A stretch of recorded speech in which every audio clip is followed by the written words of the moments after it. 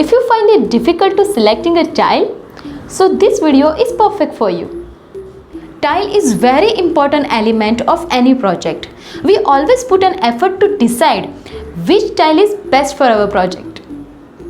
जब भी हम रिनोवेशन करवाते हैं, टाइल बहुत ही इम्पॉर्टेंट रोल प्ले करता है. But before that we must know कि टाइल के कितने टाइप्स होते हैं.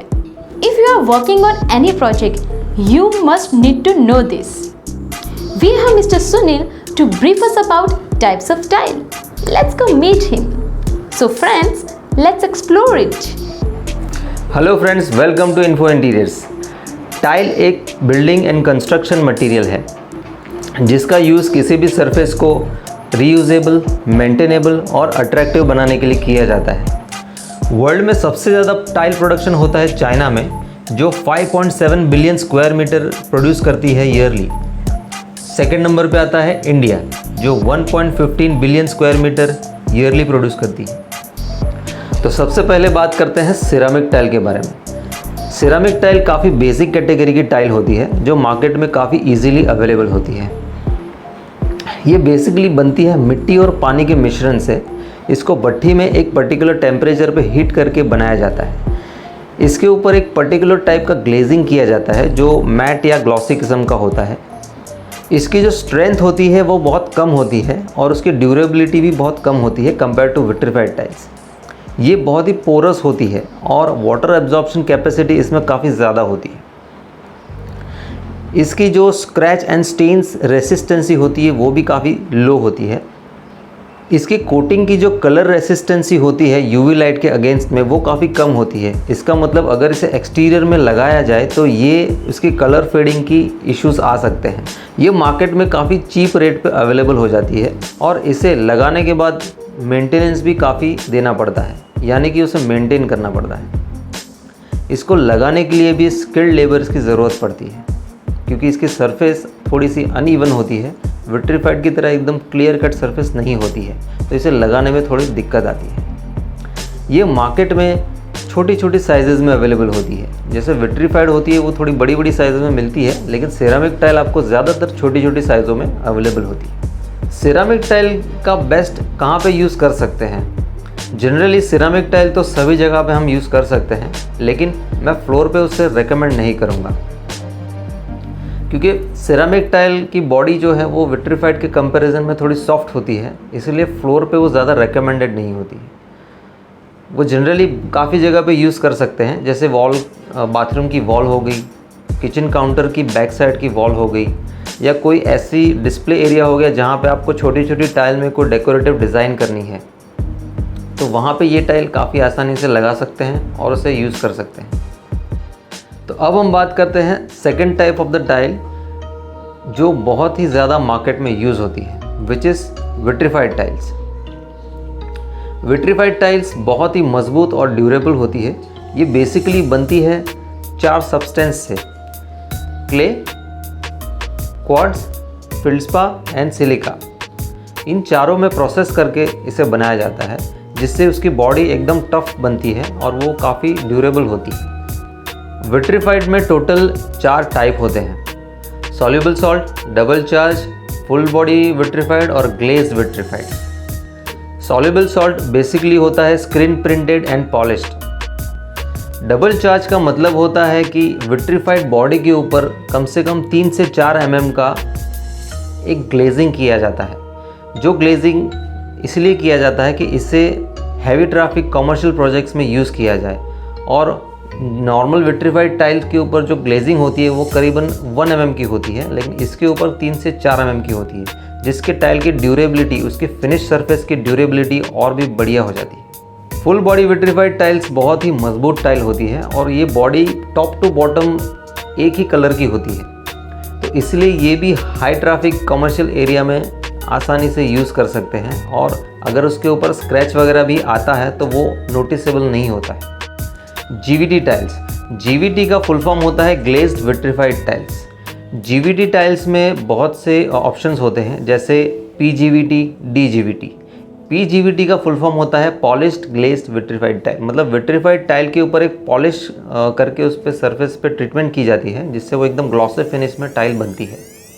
DGVT का फुल फॉर्म होता है डिजिटल ग्लेज्ड विट्रीफाइड टाइल। मतलब डिजिटल जो डिज़ाइन होती है वो डिज़ाइन ऐसी सेम उस पर प्रिंट की जाती है, जिससे उसका नाम डिजिटली ग्लेज्ड विट्रीफाइड टाइल्स।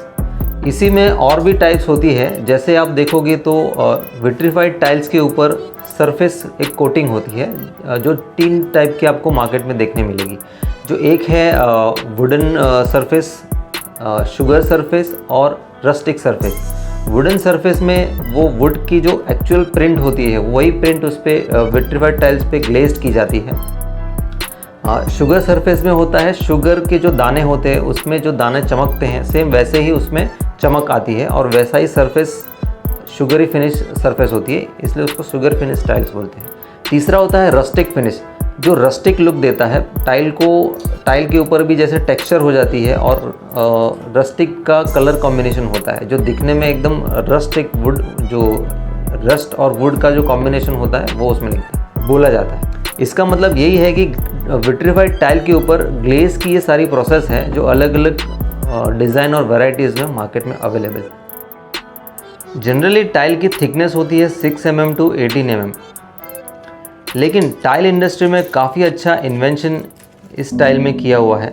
जो टाइल की थिकनेस है सिर्फ 3 mm। आप देख सकते हो मेरे हाथ में, मैं आराम से उसको होल्ड कर सकता हूँ। इसकी साइज़ मार्केट में अवेलेबल है 1 मीटर बाई 3 मीटर, मतलब काफ़ी बड़ी टाइल जो हम कहीं पे भी यूज़ कर सकते हैं, फ्लोर में, सीलिंग में, फर्नीचर के ऊपर, इवन किचन प्लेटफॉर्म के ऊपर भी। इसकी जो सरफेसेस है वो मैट फिनिश में भी मिलती है और काफ़ी क्रिएटिव लुक्स में ये अवेलेबल है। काफ़ी यूज़र फ्रेंडली है और आज के दौर में काफ़ी हाईली रेकमेंडेड टाइल्स है। ये टाइल मैन्युफैक्चरिंग एक्चुअली चाइना में होती है, चाइना से इंपोर्ट होती है और यहाँ पे इंडिया में भी ये अवेलेबल है इजीली। मेरे पास ये सैंपल है क्लासिक मार्बल कंपनी का है। और भी डिटेल्स जानने के लिए इस टाइल की डिस्क्रिप्शन में मैं लिंक दे दूँगा, आप वहाँ जाकर चेक कर सकते हैं। थर्ड टाइप ऑफ टाइल की बात करेंगे जो है हैंडमेड टाइल्स।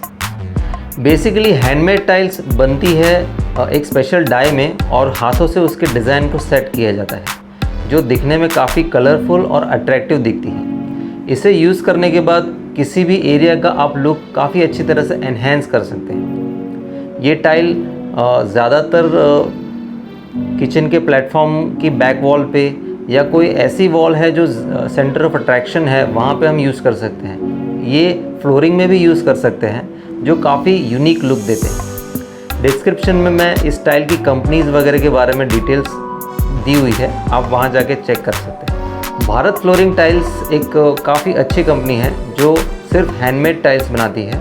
आप उसकी लिंक पर जाके उसकी पूरी रेंज ऑफ कलेक्शन देख सकते हैं। फोर्थ टाइप ऑफ टाइल है मोज़ेक टाइल्स। मोज़ेक टाइल में ग्लास मोज़ेक, मेटल या मदर ऑफ पर्ल या और कोई मटेरियल जिसको कॉम्बिनेशन करके छोटे छोटे पीसीस को अरेंज करके एक पर्टिकुलर पैटर्न बनाई जाती है, उसे कहते हैं मोज़ेक टाइल। ये टाइल कॉमनली कोई हाईलाइटेड या डेकोरेटिव एरिया में यूज़ होती है। ग्लास मोज़ेक जो होती है वो ज़्यादातर बाथरूम या स्विमिंग पूल वगैरह में यूज़ कर सकते हैं। मोज़ेक टाइल में बहुत सारी वैरायटी होती है, बहुत सारे कलर्स और बहुत अलग अलग वैरायटी के एलिमेंट्स को मिक्स करके उसे एक हाईलाइटिंग टाइल बनाया जाता है।